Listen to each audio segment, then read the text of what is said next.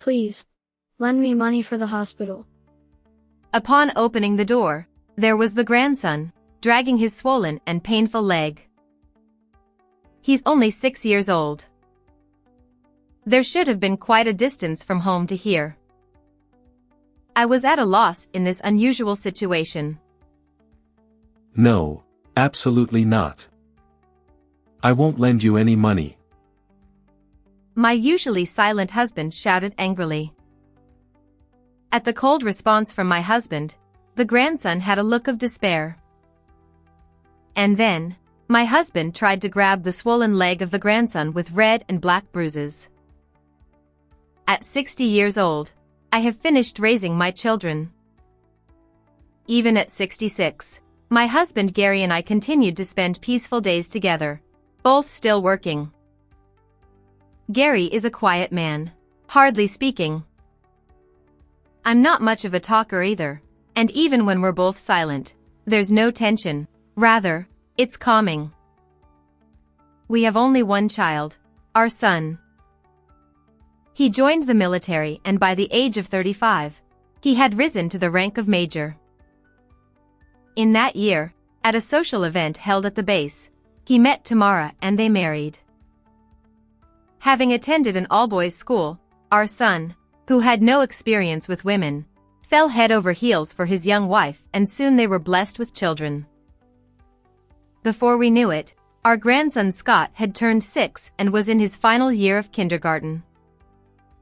However, my daughter-in-law and grandson became sources of concern for me. Our son held a high rank in the military, with a good salary, but his work was busy, and he could only come home a few times a year. As a result, our grandson spent most of his time with his mother Tamara. Tamara's family lived far away, so we, as a couple, would visit them about once a week to check in. But that changed when our grandson started kindergarten. From then on, Tamara's behavior gradually became strange. According to her, our grandson wasn't very healthy, so Tamara began to restrict his outings, food, and contact with others. The time we could spend with our grandson became less and less, until finally it was only for special occasions like birthdays and Christmas. When we did see him, he always seemed to be injured or unwell. Scott, what happened to this injury? And why the eye patch? He bumped into a friend at kindergarten. As for the eye patch, he got a sty. Please don't touch it too much because it hurts. Our grandson is not very talkative. In fact, it seems like Tamara avoids me trying to talk to him.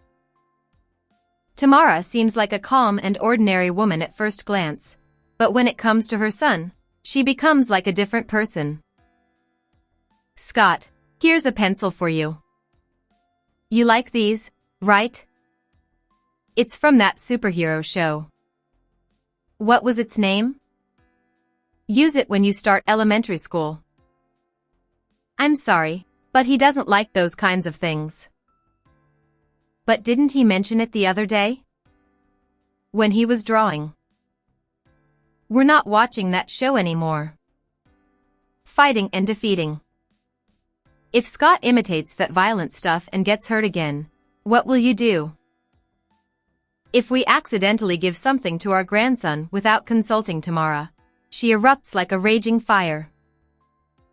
While I can understand being concerned about food affecting his health due to allergies, I was surprised when she yelled at me for giving him a box of pencils. He had another seizure at kindergarten. It seems like he forgot his medicine. That's right. It must have been tough. Here, take this, it's a little bit of money for you, from my husband. It must be hard for you to go out. Tell me what you need, and I'll go shopping. Thank you so much. Lucky you, Scott. Say thank you to Grandpa and Grandma. On the contrary, when I provide financial assistance like this, or when I ask her before buying something, she expresses an overwhelming amount of gratitude. I felt a slight sense of fear at the sudden change in my daughter-in-law's behavior. Our son is hardly ever around because of work, so raising a needy child alone in an unfamiliar place must be tough. So, I can understand feeling nervous, but it seemed like she was going too far. We should be more involved with them. Thinking that, I picked up the phone and dialed my daughter-in-law's number. Tamara, Scott will be starting elementary school next year, right? So, I wanted to celebrate somehow. Thank you. Then, I'd like a school bag. Oh, I see. What kind would you like? Shall we go together to pick one out? No, my husband and I will choose it. I'll let you know the price after we decide. Goodbye. I still had more to say, but she cut me off as if she had finished what she needed to say, leaving me feeling one-sided. She never learns, does she? You too. When I thought he was talking to me for once, what was that about? Even though there was no point in blaming my husband, I couldn't help but let out an irritated voice. I honestly have my doubts about Tamara. It feels like she's just asking for money. And because it's her, I feel like she won't let Scott choose. Even though it's something Scott will use. It's fine. Everyone has their own parenting style. Their parenting is up to that couple. If you interfere too much, you'll just get scolded again. I wondered if my concern for my grandson made me seem like an intrusive grandmother to my husband and Tamara. But Gary does have a point. Maybe it's better to just give money. Maybe that's how we can manage things better. I realized that it might not be a good idea for me, as a mother-in-law, to meddle too much in the life of a young wife struggling to raise her child alone in a place far from home. So, I reconsidered, and for a while, I maintained an appropriate distance from my daughter-in-law and grandson. Until something happened. It was a cold day in early winter. Suddenly, in the middle of the night, the doorbell rang. Wondering who it could be at such a late hour, I opened the door and was shocked by the unexpected sight. Scott? At the door stood my grandson, barely able to stand, in a state that seemed like he could collapse at any moment. His clothes were dirty in places, he only had one shoe on, and he looked extremely exhausted. But what surprised me the most was that his left foot was swollen from the toes to the ankle. He must have taken off one shoe because it was too swollen and painful to wear, due to having taken it off after it swelled. His foot was about a size larger than usual, and it was discolored with bruising, and there was no way he could walk properly. What on earth happened? This terrible injury? And where's your mother? Panicking and asking questions, Scott didn't answer, but muttered quietly. I want to go to the hospital. Please lend me money. After that, no matter what I said, the answer was the same. From Scott's home to ours, it would take an hour even for an adult to walk, so if he had walked. I thought it was no ordinary matter. No, absolutely not lending any money. As I stood there stunned, my husband's voice suddenly came from behind. When I turned around, he was standing with his arms crossed, staring straight at our grandson. Gary. Why would you say such a thing? At my husband's callous response, our grandson's face fell into despair, almost on the verge of tears. If you have time to panic, why don't you hurry up and let him come in? With those words, my husband swiftly picked up our grandson and took him into the house. Our grandson, who had never seen Gary raise his voice before, seemed frightened and started crying loudly. Be quiet. Then, to my shock, my husband, in a fit of anger, tried to hold down our crying grandson and grab his swollen foot. Gary, please don't be rough. He's still a child. It's different from dealing with adults. Bring some ice water. And get some tape. After providing immediate first aid to our grandson, we rushed to the emergency room. As it turns out, my husband is a judo therapist, and we run our own chiropractic clinic. According to him, it was immediately apparent that our grandson had a fracture even without an examination.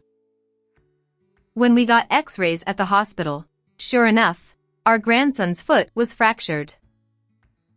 Perhaps due to continuing to walk even after the fracture, the symptoms are quite severe. There may be lingering effects. When the doctor told us that, I couldn't help but gasp and cover my mouth. Our grandson had to be hospitalized for treatment. With so much shocking events happening at once, my head felt like it was about to explode, but I couldn't afford to just remain confused. Waiting for Scott to calm down with the pain reliever taking effect, I tried to look as calm as possible while watching over him. Why did you come alone late at night? When did you get hurt? However, my grandson, who doesn't talk much to begin with, seemed too shocked to respond. Let's contact his mother for now. In my panic, I had completely forgotten the priority, and my husband's words snapped me back to reality. I completely forgot to contact Tamara. But when my husband reached for his phone, our usually silent grandson suddenly grabbed his hand, trying to stop him from contacting his mother. Don't tell Mom. With a voice louder than I had ever heard from him, Scott began to plead.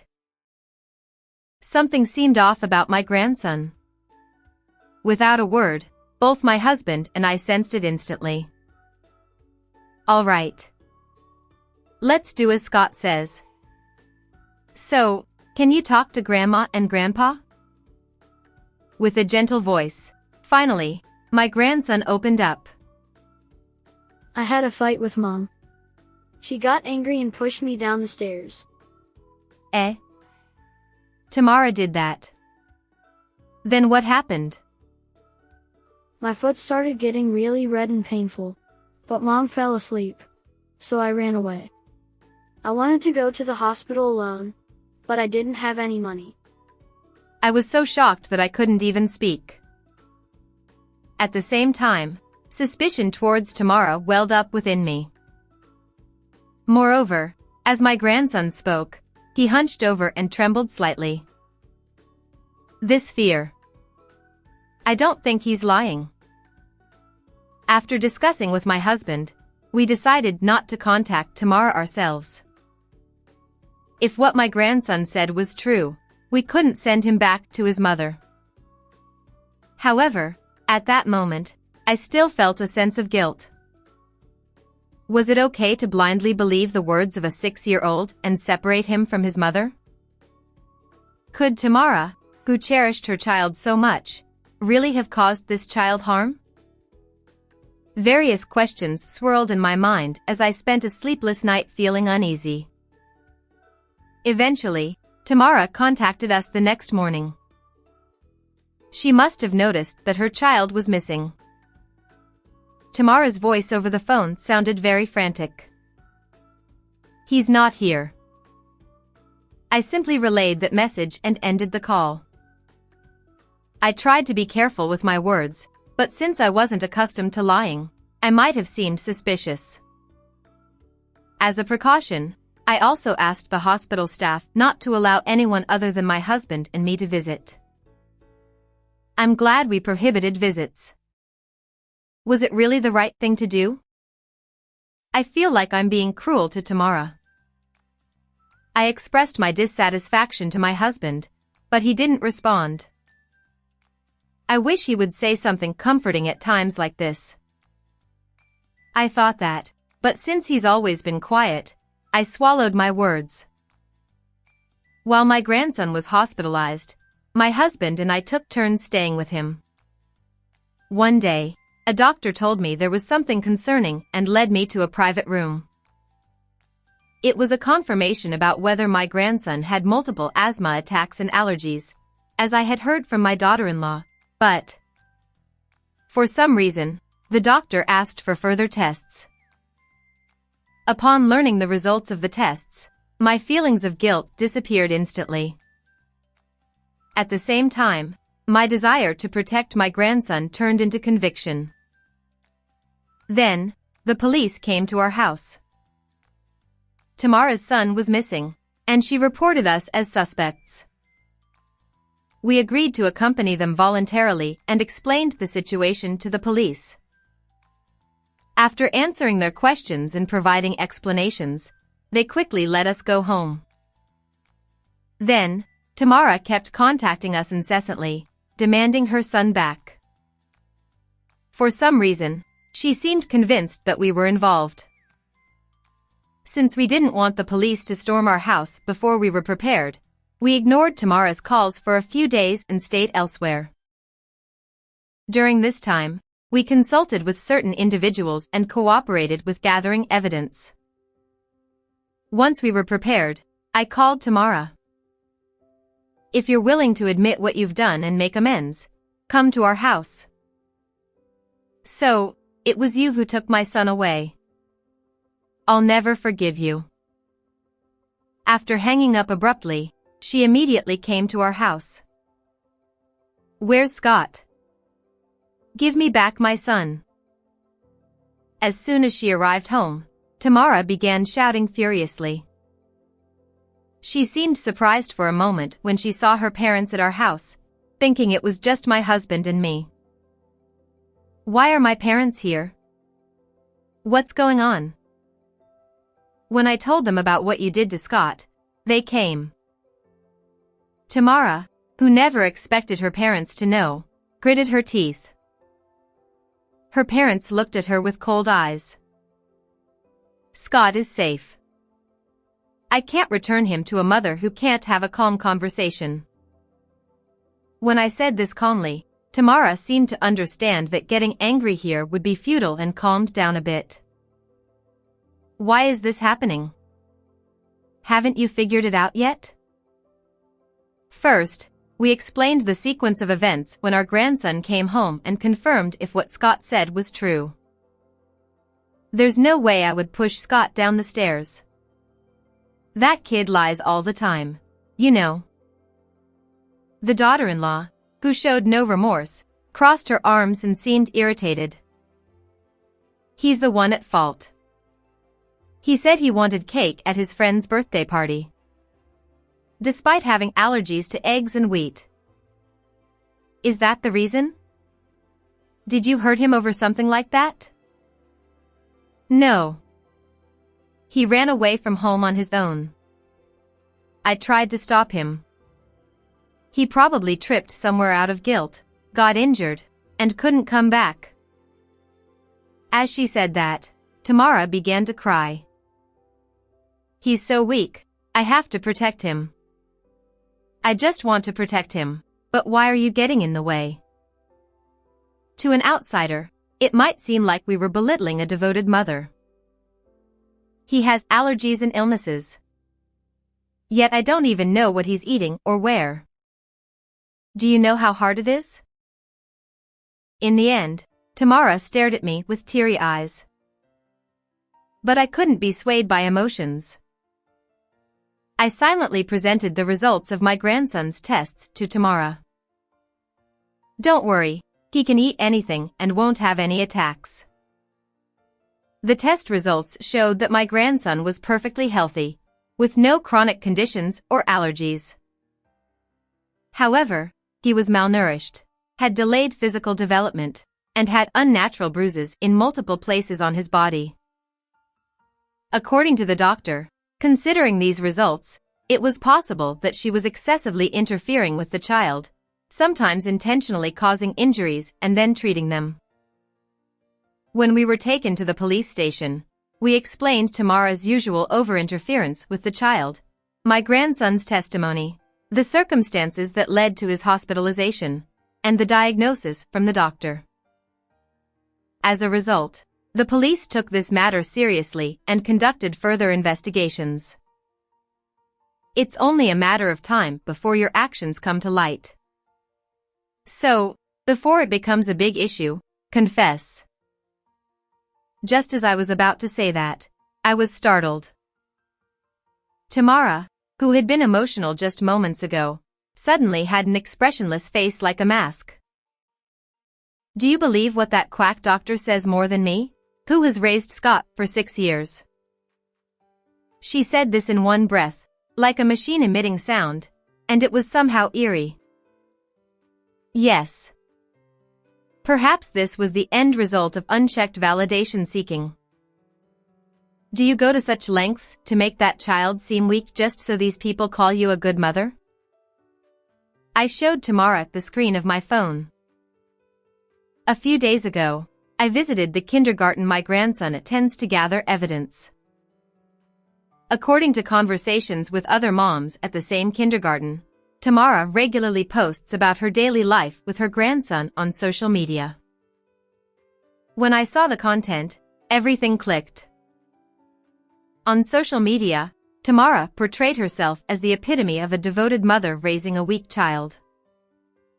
She seemed to particularly solicit advice from parents of children with rare diseases or allergies. She also seemed to do video streaming and requested support from viewers, labeling it as assistance funds. I don't really understand social media. But using your child just to create buzz? That's not right, is it? With a sigh, I spoke, and the expression on her face, which had been like a mask, gradually changed to one of frustration. You wouldn't understand. Here, everyone looks at me.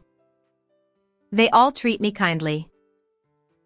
Taking the phone from me, Tamara began to gaze at the screen with fascination. With practiced movements, she manipulated the screen and displayed several accounts in front of us. This person is a mother of 3 who also works. She's beautiful and capable. Don't you think she's amazing? And this person's husband works from home and they go on family trips every month. What are you talking about? All these people are shining. Why do I have nothing? Tamara wore a lonely expression again and murmured with vacant eyes. I wake up at the same time every day, do housework and take care of the children in the same room all day long. That's all I have. What's wrong with that? Isn't that admirable? Living like this is boring. I wanted to shake Tamara out of it if I could. But it seemed like there was no stopping her now.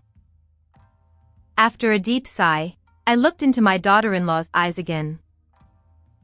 Using Scott just to amuse yourself? Only these people here praise me as an amazing mother. No one says anything when I raise my child normally in real life. Do you know how empty that feels? Even those she called amazing mothers on social media, do they really have glittering lives like on social media? I felt sad thinking that she couldn't see anything beyond that anymore, despite all mothers being equally admirable. What's so empty about it? You've just enjoyed being praised and even receiving money for it. My husband, who had been silent until now, muttered this, and everyone, including me, turned to look at him. I gave birth to him and raised him on my own. So, he's mine. I can do whatever I want with him, right? Tamara rolled her eyes and turned red in the face, shouting angrily at us, making the situation even more uncontrollable. I had told my husband earlier not to provoke her as we could see this coming. Without paying any attention to the enraged Tamara, Gary took out his cell phone and said, "Listen." From the phone set to speaker, we could hear our son's voice. In fact, we had already contacted our son in advance. Almost simultaneously with my husband ending the call, the front door opened, and our son, filled with anger, appeared. After explaining the situation to him, he immediately took time off and rushed back from the base. "Why? Are you here?" As soon as her eyes met her son's, Tamara's flushed face changed completely, quickly turning pale. Being glared at with an angry expression by a man over 180 centimeters tall, she looked like a frog being stared at by a snake. Divorce me. I'll also claim custody and compensation, he declared, and both my husband and I felt relieved to hear that. Though normally very lenient with Tamara, our son had decided to be resolute this time for the sake of his beloved Scott. No way. Why now, when everything was going well until now? New. Perhaps realizing that she couldn't escape the worst outcome, Tamara started crying, flailing her arms and legs literally like a child. Seeing a grown adult wailing like that was truly unbearable. I didn't say it out loud, but feeling helpless, I gave a subtle nod to her parents. In response to my signal, her parents quickly called the police for us. Tamara has a history of becoming uncontrollable, crying and getting angry when things don't go well. We had heard this when we called them on the phone. That's why we had decided, all together, that if the situation became unmanageable here, we would report her without hesitation. Then, Tamara came to us, looking up with teary eyes. "I'm really sorry, everyone. Please forgive me here. This is no joke. Despite his broken bones, you were the one who slept without even searching. Your grandson may suffer from sequelae because he walked with difficulty." Tamara begged for forgiveness, trembling as if her life was over. However, her life was just beginning from here. She had begged her parents and even her son, but there was no one to save her. "Listen. Promise that you'll never go near Scott again." Refusing to nod, Tamara was held by arriving police officers. "Devil. Monster. Let me go." In the end, Tamara only shouted grievances against us, without a single word of apology or reflection towards the child. It's truly astonishing that you wouldn't even ask about Scott's injuries. You should keenly feel the weight of your own sins. As I said this to her back, she didn't even turn around, and Tamara was taken away in a police car. Afterward, Tamara was arrested for assaulting Scott, her son. According to what I heard from her parents, this wasn't the first time she had become a problem for the police.